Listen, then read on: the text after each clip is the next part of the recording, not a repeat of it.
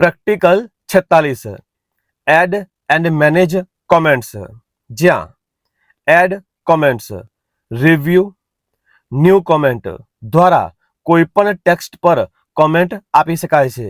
Final show markup દ્વારા ડોક્યુમેન્ટની comment જોઈ શકાય છે. Review and reply to comment, reviewing pane દ્વારા સાઇડ વિન્ડોમાં ડોક્યુમેન્ટની તમામ કોમેન્ટ જોવા મળશે, જ્યાં કોમેન્ટમાં ફેરફાર કરી શકાય છે. રિઝોલ્વ કોમેન્ટ્સ, રિવ્યુઇંગ પેનમાં કોમેન્ટ પર રાઇટ ક્લિક કરતા રિઝોલ્વ કોમેન્ટ ઓપ્શન જોવા મળશે, જ્યાંથી કોમેન્ટ ઇનએક્ટિવ કરી શકાય છે. આ ઓપ્શન 2010 પછીના વર્ઝનમાં જોવા મળશે. ડિલીટ કોમેન્ટ્સ, રિવ્યુઇંગ પેનમાં કોમેન્ટ પર રાઇટ ક્લિક કરતા ડિલીટ કોમેન્ટ ઓપ્શન જોવા મળશે, જ્યાંથી કોમેન્ટને દૂર કરી શકાય છે. આગળ જોઈએ પ્રેક્ટિકલ 47 મેનેજ ચેન્જ ટ્રેકિંગ, જ્યાં ટ્રેક ચેન્જીસ, ટ્રેક ચેન્જીસને ઓન કરતા ડોક્યુમેન્ટમાં કરવામાં આવતા તમામ ફેરફારને રેકોર્ડ કરશે, જે ફાઇનલ શો માર્કઅપ ઓપ્શન દ્વારા જોઈ શકાય છે. Review tracked changes, track ચેન્જીસને of કરતા રિવ્યુઇંગ પેન ઓપ્શનમાં ડોક્યુમેન્ટમાં તમામ ફેરફાર જોવા મળશે. આ સિવાય ફાઇનલ શો માર્કઅપ દ્વારા આ ફેરફાર સીધા ડોક્યુમેન્ટમાં પણ જોઈ શકાય છે.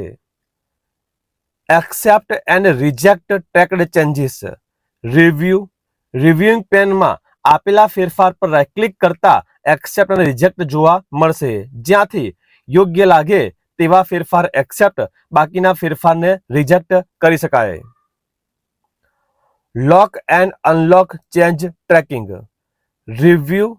Restrict editing restrictions, tracked changes અને સ્ટાર્ટ એન્ફોર્સમેન્ટમાં યસ સિલેક્ટ કરતા ડાયલોગ બોક્સમાં પાસવર્ડ આપવાનો રહેશે, જેથી હવે ડોક્યુમેન્ટમાં થયેલા ફેરફાર રેકોર્ડ થશે અને તે ફેરફારમાં એક્સેપ્ટ અથવા રિજેક્ટ અન્ય કોઈ કરી શકશે નહીં. અને અંતે પ્રેક્ટિકલ 48 પરફોર્મ મેલ મર્જ. આ પ્રકારનું ડોક્યુમેન્ટ તૈયાર કરીને સ્ટેપ મુજબ મેલ મર્જ કરીશું, જ્યાં સ્ટેપ 1 સૌપ્રથમ ઇન્વિટેશન લેટર અથવા અન્ય લેટર તૈયાર કરવો જે એકથી વધુ વ્યક્તિઓને મોકલવાનો હોય તેને સેવ કરવો. બીજું mailings start mail merge, step by step mail merge વિઝાર્ડને સિલેક્ટ કરીશું, જેથી સાઇડ વિન્ડો ખુલશે. ત્રીજું સાઇડ વિન્ડોમાં લેટર્સ સિલેક્ટ કરી નેક્સ્ટ આપવું. ચોથું use the current document select કરી નેક્સ્ટ આપવું.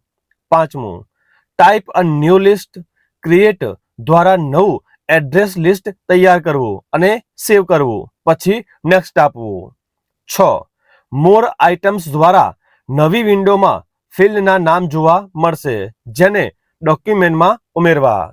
7 આપેલ ફિલ્ડને ડોક્યુમેન્ટમાં યોગ્ય જગ્યાએ ગોઠવીશું અને જરૂર લાગે ત્યાં નવી લાઇનનો ઉપયોગ કરીશું.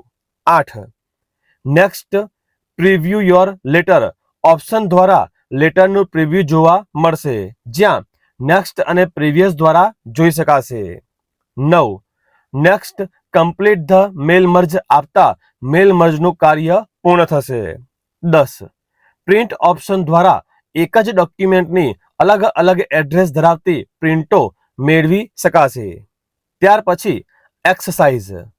આપેલ સ્ક્રીન મુજબ એક્સરસાઇઝોને કોમ્પ્યુટરમાં ટ્રાય કરીશું. આ એક્સરસાઇઝને નોટ્સમાં લખવાની જરૂર નથી. આ એક્સરસાઇઝ ફક્ત કોમ્પ્યુટરમાં પ્રેક્ટિસ કરવા માટે જ આપેલ છે. આવા જ કોપા સંલગ્ન તમામ ટોપિક માટે સબસ્ક્રાઇબ કરો. જલ્દી મળીશું નવા વિડીયોમાં.